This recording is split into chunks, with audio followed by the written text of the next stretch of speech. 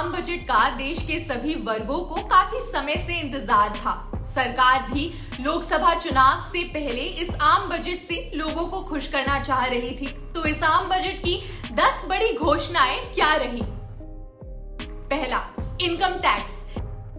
नए व्यवस्था के तहत आयकर छूट की सीमा बढ़ाकर 7 लाख रुपए किए जाने से मध्यम वर्ग खुश है। क्या है ये टैक्स में छूट? देखिए,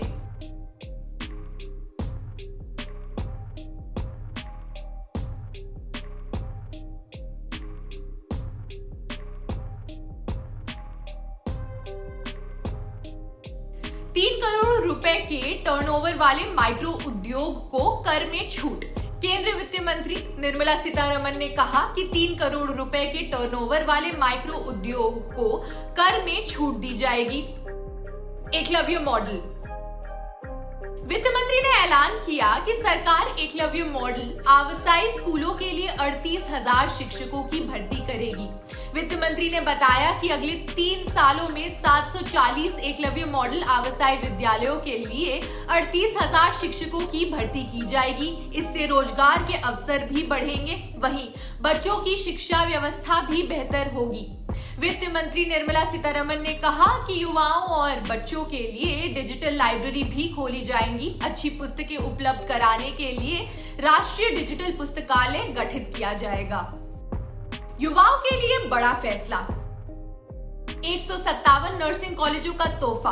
बच्चों के लिए बनेगी नेशनल डिजिटल लाइब्रेरी। प्रमुख जगहों पर 157 नए नर्सिंग कॉलेज स्थापित किए जाएंगे। उन्होंने कहा कि साल 2014 से 57 मेडिकल कॉलेज स्थापित किए गए हैं। सीतारमण ने कहा कि बच्चों और किशोरों के लिए नेशनल डिजिटल लाइब्रेरी की स्थापना भी की जाएगी। बजट में हेल्थ एजुकेशन और स्किलिंग पर बड़े फोकस की बात कही गई है। महिला बचत सम्मान पत्र।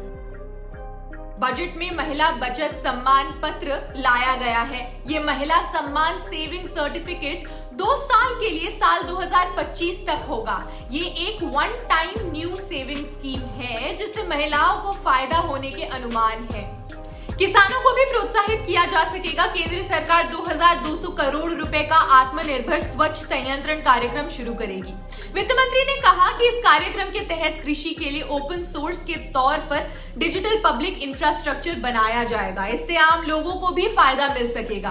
खेती को बढ़ावा देने के लिए एग्री स्टार्टअप स्थापित किए जाएंगे। इसके लिए युवाओं को प्रोत्साहित किया जाएगा। इसके लिए कृषि निधि बनाई गई है। पशुपालन, डेयरी और मत्स्य पालन को ध्यान में रखते हुए खेती के बजट को 20 लाख तक बढ़ाने का फैसला लिया गया है।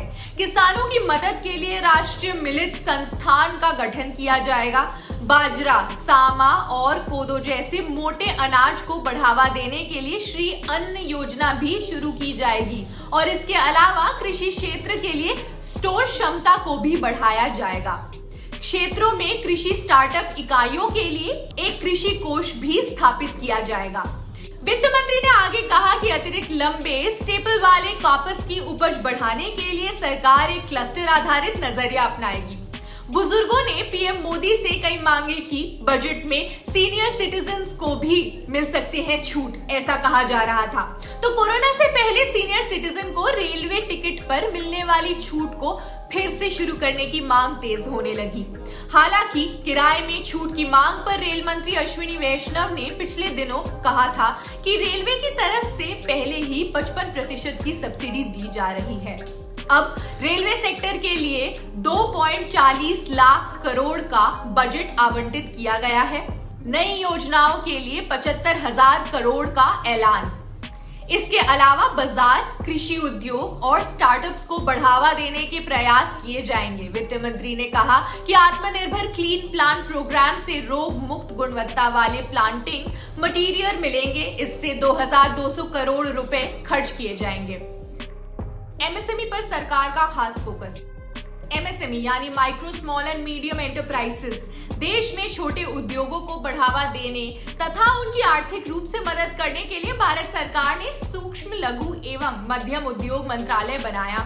भारत में लगभग 45% रोजगार छोटे उद्योगों के कारण मिलता है, इसलिए सरकार का इस सेक्टर पर भी बजट में फोकस रहा। खैर, आप इस बजट के बारे में क्या सोचते हैं? आम आदमी को इनकम टैक्स स्लैब्स में हुए बदलाव से कितना फायदा है, नुकसान है? आपकी राय हमें कमेंट सेक्शन में जरूर बताएं और देश दुनिया की खबरों के लिए जुड़े रहिए जनसत्ता के साथ। शुक्रिया।